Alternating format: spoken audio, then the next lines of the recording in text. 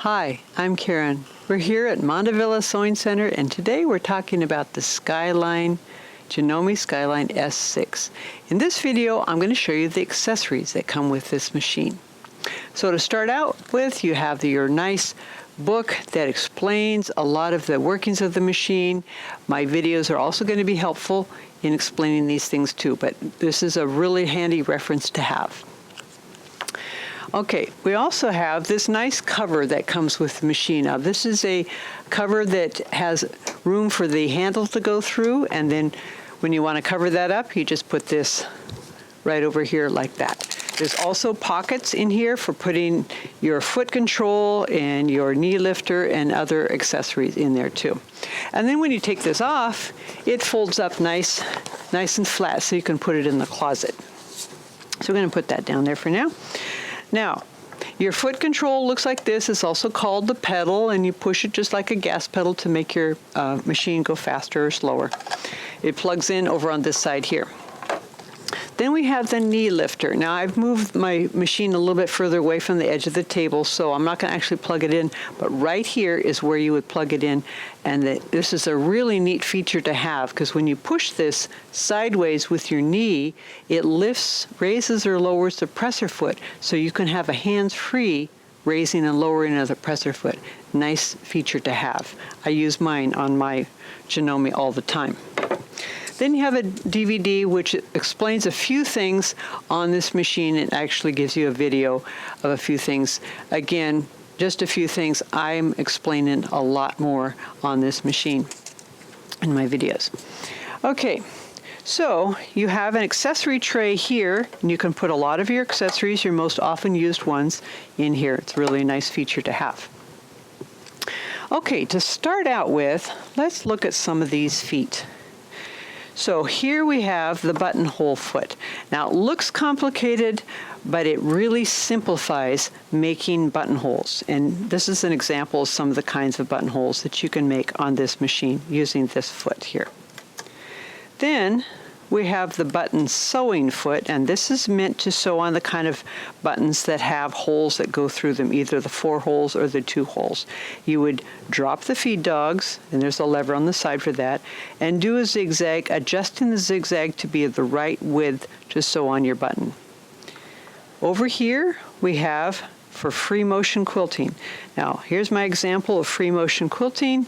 Takes some practice, but this is the tool, the foot you would use to do free motion quilting. Again, dropping the feed dogs and moving your fabric as you sew. It also helps to slow down your speed a little bit so you can get more control. This is a nice foot for using for that. Then we have our set of needles. Now, the book is going to tell you what these colors mean, and they're Janome specific, the way they code these.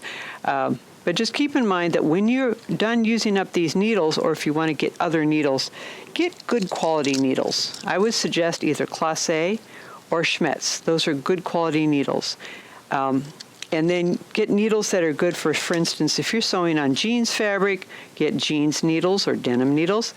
Or if you're sewing on knits, get like a stretch needle. And you'll have good results that way. Okay. Now, look in here. We've got a twin needle. This twin needle, I'm going to take it out here so you can take a look at that. That twin needle is meant for sewing these beautiful stitches right here. You would use 2 spools of thread, and you'd use this up here.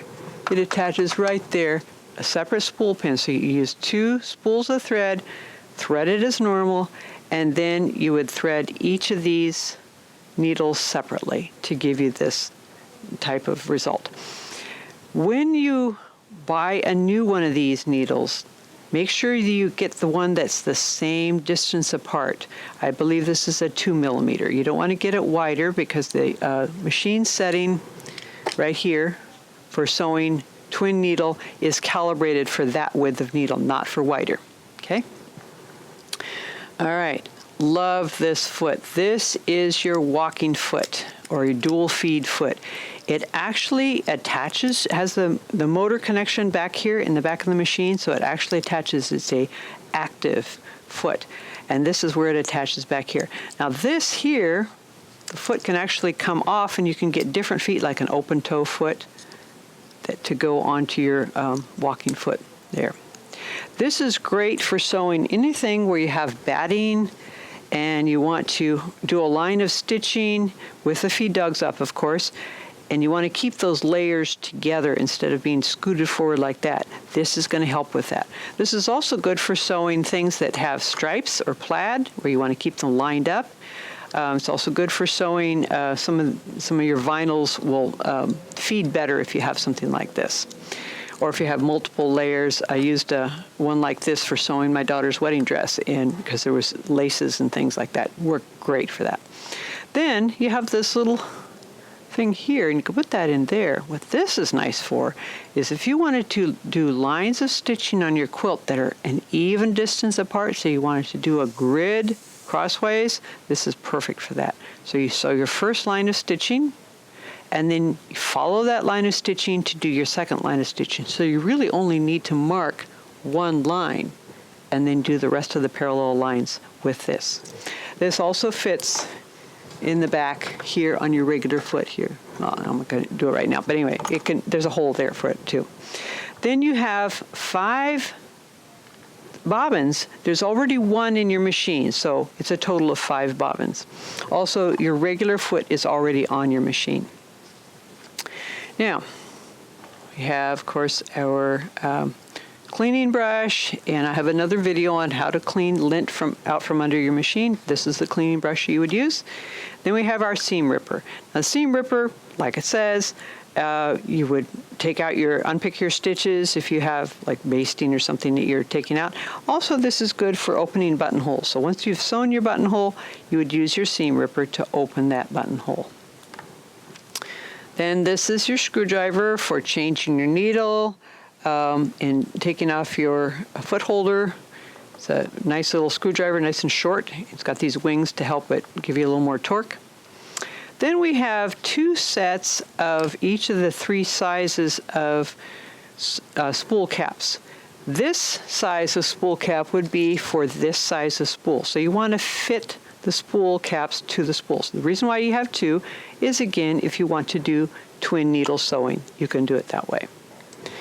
Okay, so for the larger spools, you would use the larger spool cap. And then what about these little guys here? So if you have a spool that looks like this, doesn't have an end cap, you would use this one. The purpose of the spool cap is to keep the spool from sliding off the end of the horizontal spool pin. Also, if you're using this kind of spool here, you would put that at the end of that there. All right, we'll put those off to one side.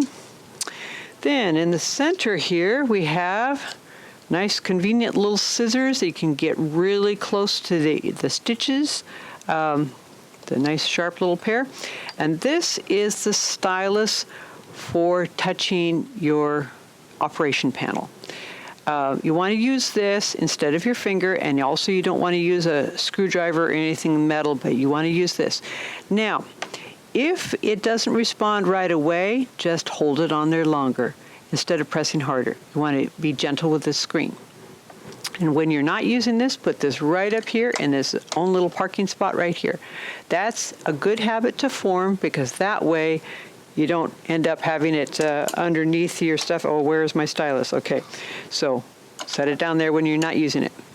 All right, now what about this guy? This is a straight stitch needle plate.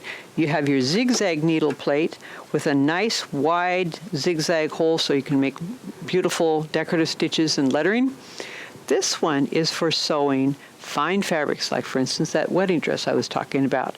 That fine fabric tend to want to get pushed down into this nice wide zigzag hole. So I put this on my machine. Now this is actually, your machine is going to read this and know that you've got this one on, and will not allow you to do zigzag stitches. It's got that little thing back there. You'll notice if you took this one off and looked at that part, it would look a little bit different. Okay, so this is just kind of a safety feature. All right, so let's get into these here. Now you have your regular foot on here. This is your A foot. you have this knob here, and what that's for is if you're going over a thick jeans seam and this tends to get pushed up and kind of bogged down against the seam, you can level that out, put it like this. As long as there's pressure on the front of the foot, that will stay popped in, and then once it gets past the seam, it pops right back out. So that helps you get past that thick seam. Some people call that hump jumper. This one is a nice foot for doing edges on your fabric. So you're zigzagging the edge of your fabric. And with a regular foot, you may end up getting it all kind of scrunched up like this. But with this foot, what this does is it gives you a little bit of slack because the zigzag has to go past those wires. So make sure you have your zigzag set so that it's a wider zigzag, and you can adjust your zigzag width right up here. Okay, and then this one is for doing decorative stitching like this. So see, there's a lot of thick thread. That's just regular sewing thread, but the stitches are so close together that there's some thickness there. This has a nice little groove on the bottom that allows that to flow right through. Then we have the blind hem foot. Now this is what a blind hem looks like, where it's sewn. Basically, I'll show you this way, and it's going to show you in the book how to do this. So you sew it on this side, and then you turn it and press it, and it gives you a nice finish that you really can't see those stitches at all. Blind hem does work best on thicker fabric like this, or double knit or wool, rather than your thin fabric. Thin fabric, it's better to almost use either a straight stitch or a decorative stitch for your hems. Then you've got your zipper sewing foot. Now, I don't have an example of sewing on zippers. Basically, it's straight stitching. So what's that little hole in the center for? That is because when you put this on your machine, you need to use, when you're in straight stitch, use your stitch width button to move your needle to one side or the other. But if you forget to do that and you take a stitch, that hole there will protect your needle from breaking. Okay, it's not meant to sew through, it's just a safety feature. Right. And this makes it so you can sew right up next to those zipper teeth, or if you're putting on piping or something, you can sew next to that too. And then this one is for doing quilt piecing. So quilt piecing looks like this. And when you're quilt piecing, you want to make sure and have an even 1/4 inch seam allowance. Well, this will make that possible right there. And you see where the needle drop is. Now this is a wider stitch hole here. Again, same idea. If you haven't set it into 1/4 inch piecing, you've got a place here for the needle to go. There is a 1/4 inch piecing stitch right here, 06 in mode 1. So if you press 06 when you're in mode 1, it will give you the correct seam allowance. And it also, if you choose that, it will tell you what what foot to use, which is the O foot. This one is a nice way to do this nice rolled hem. This is called the rolled hem foot. And this is great for doing ruffles, and you want a nice finely rolled hem. So just regular straight stitch is how you would work this. You can also do this in a zigzag on the edge of your fabric too. It's possible to do that. Okay, so that's your basic accessories that come with this machine. It's got a lot of capability. I invite you to try it out. Look at some of my other videos that we have on this machine, and we have other videos on techniques and things here on our Montevilla YouTube channel. If this has been a helpful video, give us a thumbs up. And if you have comments or questions, you can leave those in the area down below. Thanks for watching. Bye.